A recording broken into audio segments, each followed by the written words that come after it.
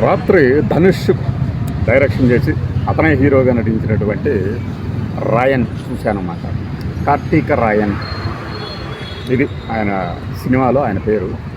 ఈ సినిమాలో తమిళ సినిమాల్లో ఉండేటువంటి ఒక మితిమీరిన వైలెన్స్ అసలు మామూలుగా ఉండదు. కాళ్ళకు కాళ్ళు, చేతులకు చేతులు, తలకి తల మర్డర్లు చేయటమే కాకుండా అది భరించలేని చూడలేనటువంటి రక్తపాతం అనేది కనపడుతుంది సినిమా. అది బేర్ చేయగలిగిన వాళ్ళు చూడొచ్చు. అంటే ఒక క్రైము సస్పెన్స్ కానీ క్రైమ్ యాక్షన్ మూవీ అనుకోండి. ఫైట్ల పరంగా గొప్ప ఫైట్లే ఉండవు. సెంటిమెంట్ పరంగా కూడా కొద్దిగా సెంటిమెంట్. అంటే ఒక మాస్ జనము తన కుటుంబాన్ని కాపాడుకోవటానికి హీరో ఏం చేశాడు అనేది మనకి ఇలాంటి సినిమాలు చాలా చూసాం. అయితే ఒకటి మన అదృష్టం కొద్దీ ఇందులో ఫ్లాష్ బ్యాక్ ఎపిసోడ్లు ఏం లేవు, అంత డైరెక్టే.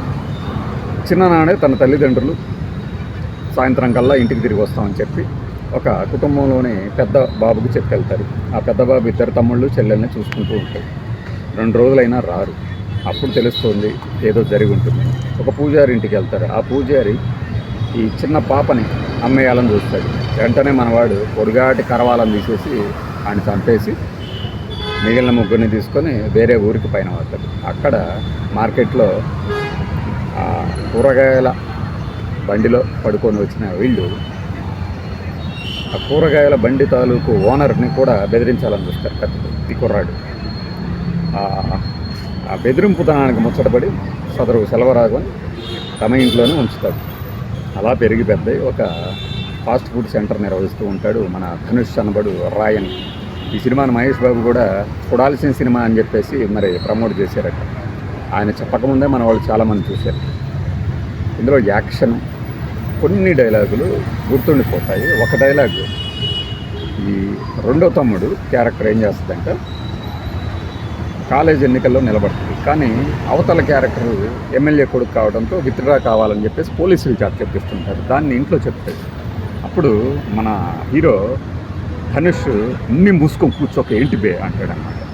ఇదేంటి అన్నయ్య ఎలా అంటాడు అంటారు. అప్పుడు చెప్తాడు ఆడి వెనక ఇంకొకడు, వాడి వెనక ఇంకొకడు, వాడి వెనక ఇంకొక ఎమ్మెల్యే వెనక మినిస్టర్ వెనక ఎవడో ఒక డబ్బున్నోడు ఉంటాడురా. మీ కంటికి కనిపించే ప్రపంచం వేరు, అసలు ప్రపంచం కనపడని ప్రపంచం ఇంకోటి ఉంటుంది అని. అది ఆ కనపడని ప్రపంచంతోనే మనవాడు తలపడతాడు. తర్వాత ఎలా అంటే ఈ సందీప్ కిషన్ ఉన్నాడు మన తెలుగు సందీప్ కిషన్, రెండవ పెద్ద తమ్ముడుగా ఉంటాడు. అతను మాట్లాడితే మందు కొట్టి తిరిగి పడిపోతూ ఉంటాడు. మరి అతని ప్రొఫెషన్ అదేనేమో ఈ సినిమాలో. అలా పడిపోతూనే ఒక హీరోయిన్ కూడా ఉంటుంది అతనికి. ఆమె కూడా కలిసి మందేస్తుంది. ఇద్దరు చిందులేస్తూ ఉంటారు. అంటే దీన్ని ఎవరి కోసం తీశారో మీకు అర్థమైపోయి ఉంటుంది ఈ సినిమా. తన లవర్ తండ్రి నీలాంటి తాగుబోతుకి ఎందుకు ఇవ్వాలరా నా కూతురు అన్నప్పుడు కొడతాడు. అతన్ని కొట్టి ఫ్రస్ట్రేషన్కి గురై ఒక బార్కి వెళ్తాడు. అక్కడ 2 వర్గాలు ఉంటాయి, సేతు ఇంకొకళ్ళు తంబి. ఈ ఇద్దరి మధ్య వారిలో ఒకళ్ళకి స్పాట్ పెట్టుకోవడానికి ఆ బార్కి వస్తారు. అక్కడికి సందీప్ కిషన్ కూడా వెళ్తాడు. వెళ్ళి తెలియకుండానే వాళ్ళ గొడవలో ఇరుక్కున్న తర్వాత అక్కడ తంబి తాలూకు కొడుకుని వీళ్ళు చంపేస్తారు. ఈ సేతు ఎవరో కదా ఎస్జే సూర్య, సూపర్గా ఉంటుంది యాక్షన్ ఇందులో. ఈ ఎస్జే సూర్య గారికి 2 పిల్లలు అయితే ఒక పిల్లం వేధిస్తూ ఉంటుంది. ఎందుకు ఎప్పుడు ఎక్కడికి వెళ్తున్నావు అంటే అక్కడే ప్రశాంతత ఉంది కాబట్టి అంటాడు. నాకైతే ఏమనిపించిందంటే ఎస్జే సూర్య మరో రఘువరన్ లాగా మారుతున్నాడు అనిపించింది. బాగా చేశాడు, చక్కగా ఉంటుంది ఇందులో. అలా ఈ తంబిదురై కొడుకుని చంపేసిన నేరానికి వీడికి కూడా కాల్ వస్తుంది. ఈ తంబిదురై కాల్ చేస్తుంది, నీ తమ్ముడిని అర్జెంటుగా తీసుకొచ్చి నాకు అప్పచెప్పేసాడు, లేదంటే నేను వస్తాను మీ ఇంటికి, ఆ తర్వాత మీ ఇంట్లో ఎవరు మిగలరు అని భారీగా డైలాగ్ వేస్తాడు. అప్పుడు ఏం జరుగుతుందో మీరు ఊహించవచ్చు. మన భాష నిద్రలేచి, ధనుష్లోని భాష నిద్రలేచి ఒక్కొక్కరిని మర్డర్ చేసుకుంటూ వెళ్తాడు అనుకుంటారు కదా. కాదు, 2 తమ్ముళ్ళతో వెళ్ళి మర్డర్ చేస్తారు. ఇంటికి వస్తారు. ఇంటికి వచ్చిన తర్వాత ఏంటి అవతల పార్టీకి తెలుస్తుంది, ఎస్జే సూర్యకి మన ప్రత్యర్థి పార్టీని మన వాళ్ళు కాదు చంపింది, ఎవడు చంపాడు అని తెలుసుకుంటాడు. వీడైనా చంపిందని. ఇక్కడ మనకు ఒక తాలూకు ఎస్పీనో క్యారెక్టర్ ప్రకాష్ రాజ్ చేశాడు. సెటిల్డ్ పెర్ఫార్మెన్స్, చిన్న కళ్ళతోనే ఎక్స్ప్రెషన్స్ ఇస్తుంది. ఆ ప్రకాష్ రాజ్ గుర్తుపడతాడు, సందీప్ కిషన్ కాదు, రెండో తమ్ముడు కాదు, వీడే ధనుష్ చేసేది అని చెప్పేసి.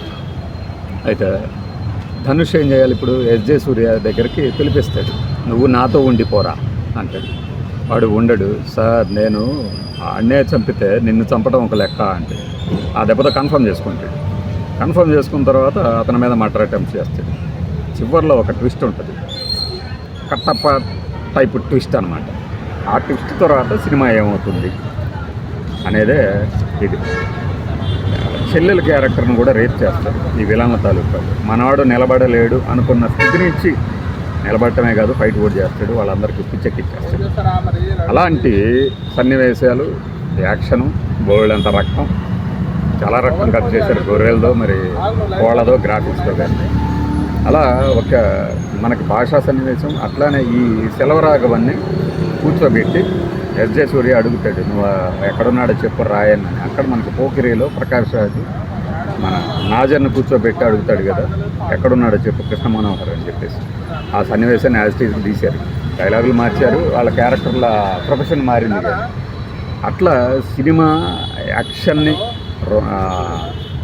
క్రైమ్ని, అంటే ఇప్పుడు ఓటీటీ సిరీస్లో ఎక్కువ అవే ఉన్నాయి కాబట్టి మేబీ థియేటర్లో మాస్తో పాటు ఆ తర్వాత కూడా కంటెంట్ ఇదైతే బాగుంటుందని తీసినట్టున్నారు. ఇది ధనుష్కి రెండో డైరెక్టరల్ సినిమా. సో ఖచ్చితంగా ఆడుతుంది, ఆడింది, ఇంకా సూపర్ హిట్ కూడా అవుతుంది. ఇది మన రివ్యూ, మీరు చూడండి. అంటే ఇలాంటి నరుక్కోవడాలు, ఒకడి మీద ఒకడు పడి ఇరుక్కోవడాలు, కన్నుకోవడాలు, ఒక పాటలు కూడా ఉండవు. ఆ పాటలు ఉన్నా కూడా శిరోభారం మనకి నచ్చవన్నమాట. బాగుంది లేదు మీరు చెప్పండి. బై.